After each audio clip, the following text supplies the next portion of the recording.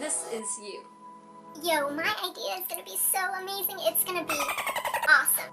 And so you get started. Now all you have left is a bunch of crumpled up paper, a blank piece of paper, or a mediocre piece of work. Hey, I'm Annie, and we're going to be talking about how to navigate the feeling you have when you feel like your work sucks. These are 3 tips on how to navigate that feeling, and let's get lucid.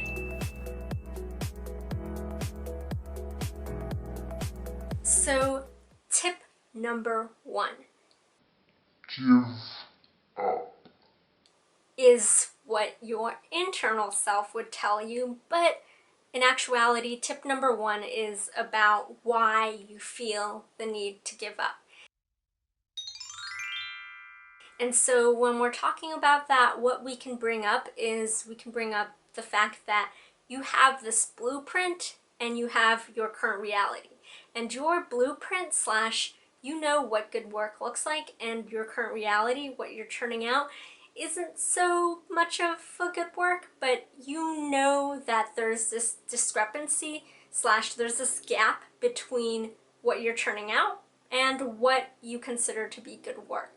So the good thing about that is that you have a good taste, right? And that's how you know that what you're churning out isn't quite the best yet, but to have that awareness is a good thing.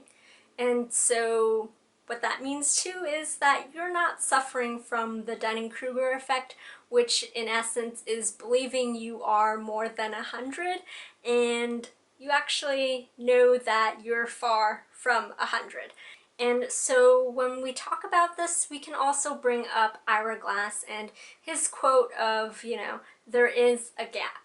And in context, that quote means that, right now you're creating, beginning work, and you know what good work is, slash you have a good taste for, excellent work.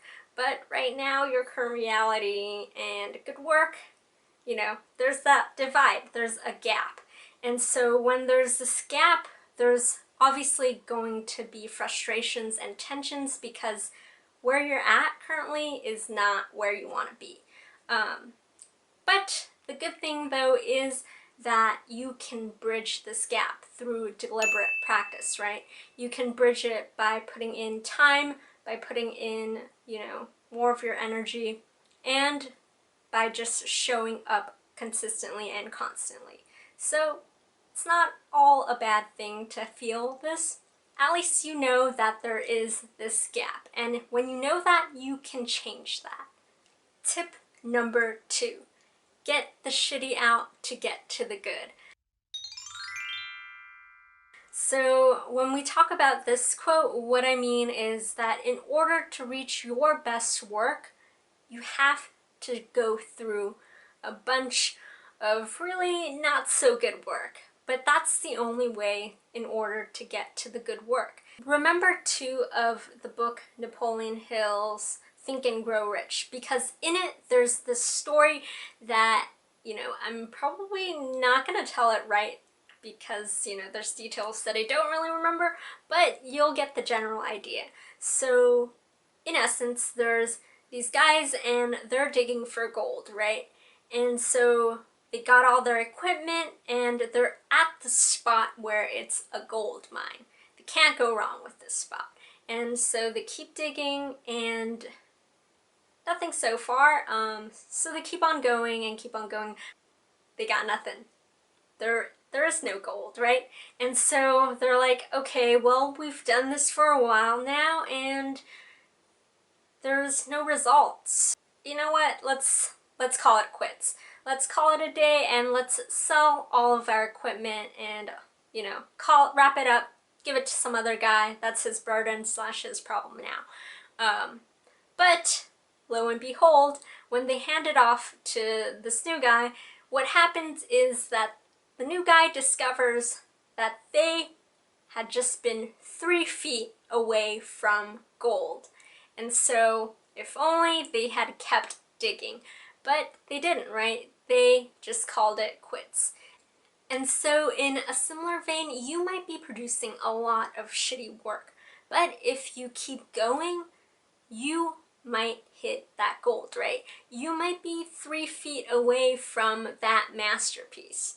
And so the only way, though, to get to that gold is by playing, right? By being in the game, by being in the arena.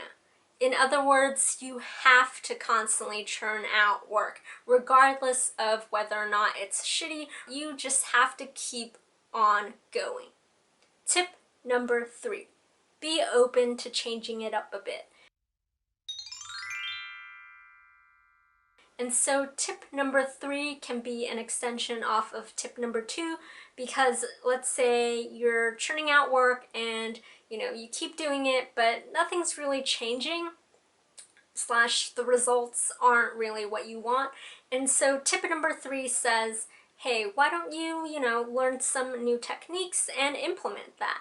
And so when we talk about tip number 3, we can also bring up Tony Robbins and how he has this thing that he dubs as the 2mm effect.